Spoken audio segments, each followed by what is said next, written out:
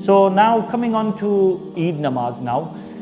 This namaz, there's no adhan for this, there's no iqama for this, and the sermon, the khutbah is given after the namaz. Like for Jumu'ah, the sermon, the khutbah is given before.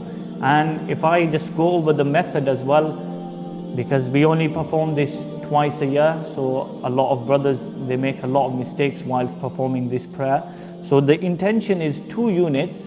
It's Eid al-Fitr, it's wajib, and you've got the 6 extra takbeers.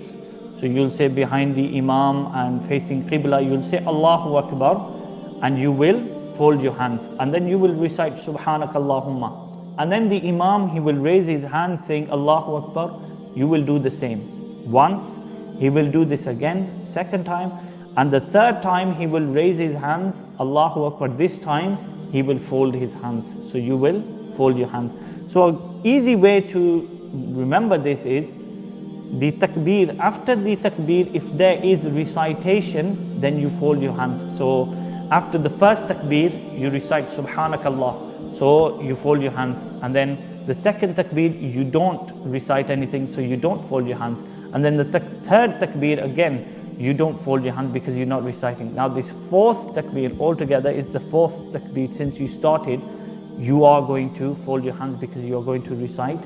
Well, the Imam is going to recite Surah Fatiha and a surah, and then that rak'at, that unit will be completed as normal. The second unit, the Imam will recite, he will recite Surah Fatiha and a surah, then he will do 3 takbeers. After each takbeer, you will not fold your hands. So first takbeer, you raise your hands, you don't fold.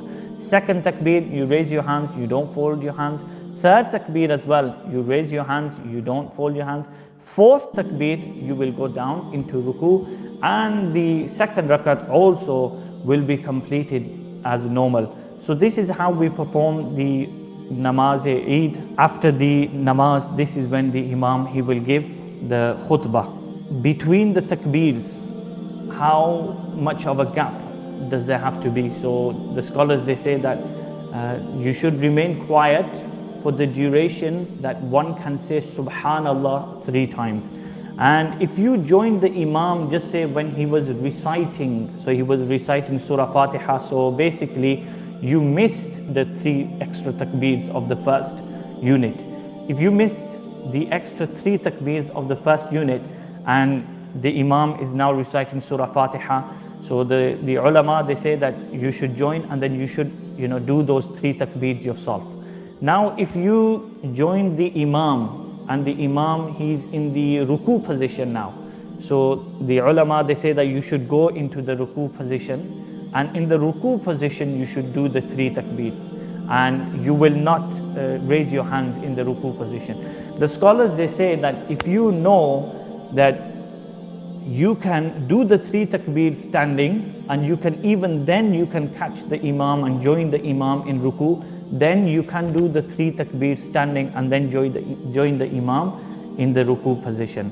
And it's mentioned in the books that if you, for example, you do 1 extra takbeer or 2 in the ruku position, you missed 1 or you missed 2, wo jo hain wo saqit ho jayengi. You will not have to worry about them. And also, if you join the Imam after ruku, so once he stood up from ruku, Sami Allahu liman hamida, then you've missed the rakat, you missed the unit. So what you'll have to do is after salam, you will make up, and that's when you will make up for the 3 takbeers that you missed.